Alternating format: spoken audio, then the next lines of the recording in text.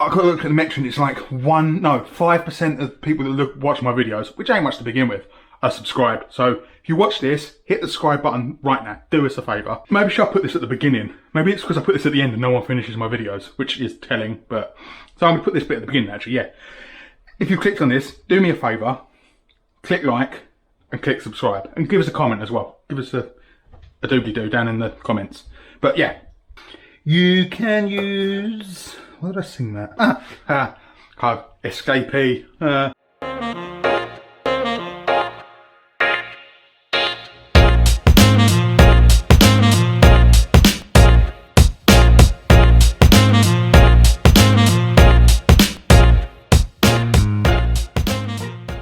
Right, let's make risotto for one.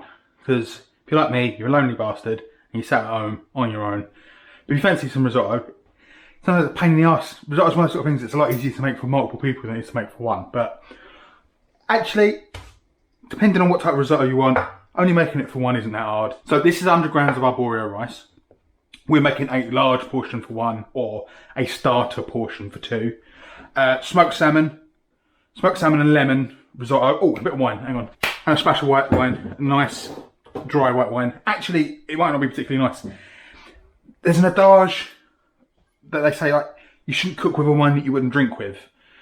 Which, with red wines I'd probably say is true. With white wines, really what you want is a really dry wine. Especially if you're going to cook something out for quite a while in a sauce, or like we're going to do here in a risotto. It doesn't really matter if it's particularly good quality. I'd say just get the cheapest white you can get. You want to get a a Pinot Grigio or a Sauvignon Blanc. Probably your best bet for cooking. But anyway, yes, so 100 grams of arborio rice, one shallot, whatever, bit of butter, bit of smoked salmon, dry white wine, bit of olive oil and a lemon. Also, I've got a handful of frozen garden peas and vegetable stock. In a pinch, you can probably get away with chicken stock, but beef stock is just going to be, it's fish and beef, it's just not going to work. I mean, surf and turf, but no. And fish stock is a no-no as well. Fish stock's just going to be too fishy. This isn't a particularly fishy dish. But I've got half a litre of vegetable stock.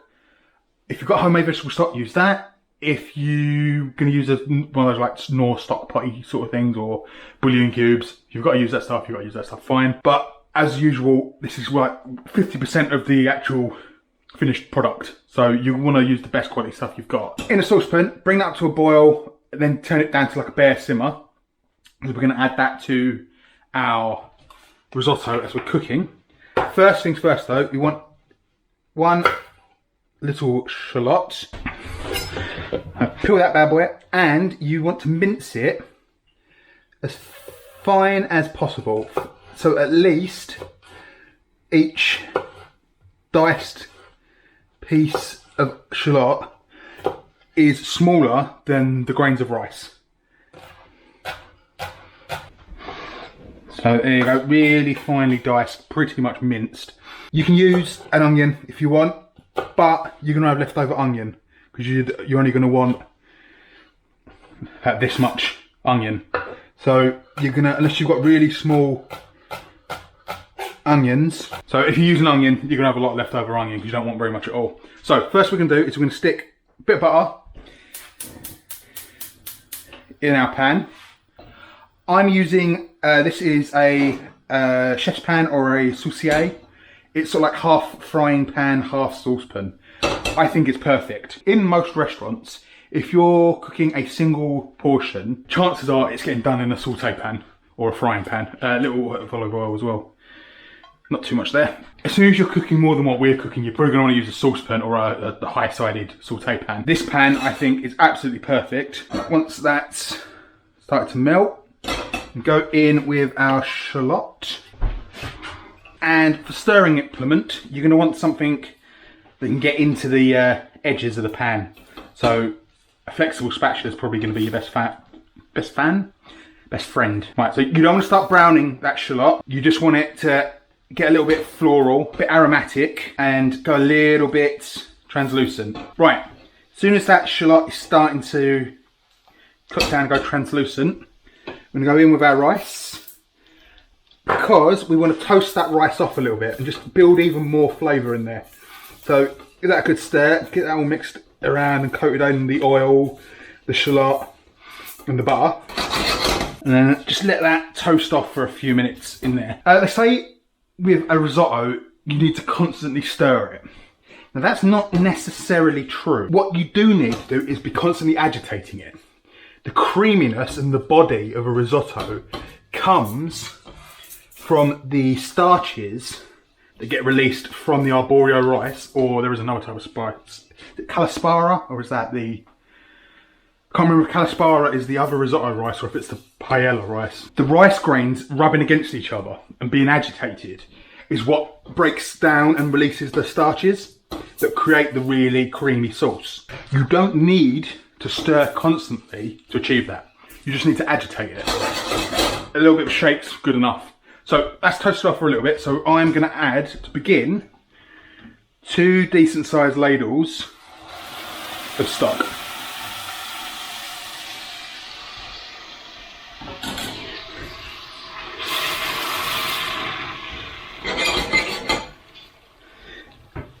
And we're just going to stir and shake and jiggle and move it around. So now we're going to go in. You could have done this before the first ladle of stock, actually, to be fair. I'm going to go in with not much wine at all, because we're only making this for one. Half a glass of wine, maybe. And then put the rest in the fridge to enjoy with your risotto. So once you can pull your spatula along the bottom of the pan and it leaves a trail of, well, just pan, it's time to add another ladle full of stock. But from now on, you only want to add it in small amounts and then let it incorporate into the risotto. So add a small amount, let it cook through, let it get absorbed by the rice, and then add another one. Don't just glug in loads. We're probably, for 100 grams of rice, going to use 300 ml of stock. It's a 1-to-3 ratio. Nothing worse than soupy risotto. So add your stock bit by bit and let it reduce down, let it absorb into the rice, and let it form that lovely, thick, creamy risotto body of saucy, stocky, starchy goodness. Right, if you think you're starting to get there, give it a little taste. Definitely not there yet for me. But you want it al dente. You want the rice to not be like rice pudding. You want to bite to it, but you don't want to have to pick it out your teeth. Right, so once most of your stock's in there, sometimes it's going to be hard to tell how much stock you're going to need. Like I said, 1-to-3 ratio, but it's always a little bit different. I don't know what the atmospheric pressure or air temperature or what makes a difference, but sometimes it's different, sometimes it's not. Give it a little bit of taste. Right, that's almost there. I'm going to add my frozen peas. Oh, all bar one. Stir them in. Obviously, they've cooled that right down now, so just give it all a little bit of time to come back up to temperature. Right, that's probably going to need a pinch of salt. Mine did at least. Depending on what stock you use, you're going to want to wait till the end to taste for seasoning. Because if you're using pre-bought stock, chances are it's all going to be quite salty. Prior to me adding those peas in there, you could have turned that into any type of risotto you wanted. Like you could have had some bacon in there, you could have had some cheese, gone anywhere you wanted with it. But we've put some garden peas in there, frozen garden peas, and now we're going to put in some smoked salmon trimmings. If you want to go fancy and use proper smoked salmon, you can shred that up and put it in.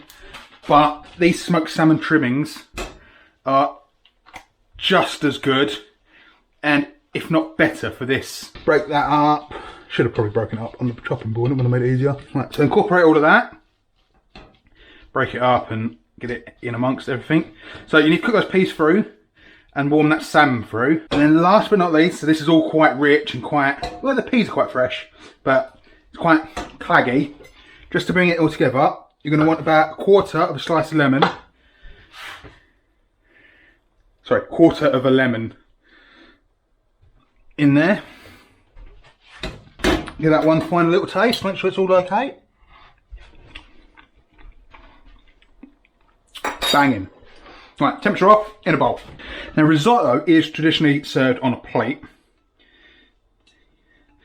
There's a technique to putting a mound of it in the middle of a plate and then banging the underneath of the plate a couple of times. So it like squidges out into like a round, flat little disc of risotto. Kind of like that, but not quite. But that's it. Might need a little bit more lemon. You can garnish it with a bit of parsley if you want. Might not look like much, but that is proper filling. So that's, like I said, one big serving for one, or in half, that's a nice little starter for two. Not that long, probably about 20 minutes, half hour in total once I've got everything together. Nice and rich and indulgent, fresh, pretty cheap as well, nothing exorbitant. So yeah, give it a go. Let us know how you get on. Beautiful. And I will see you next time I see yous. Oh yeah, you know, like, comment, subscribe. All right, I'll see you when I see yous. Adios.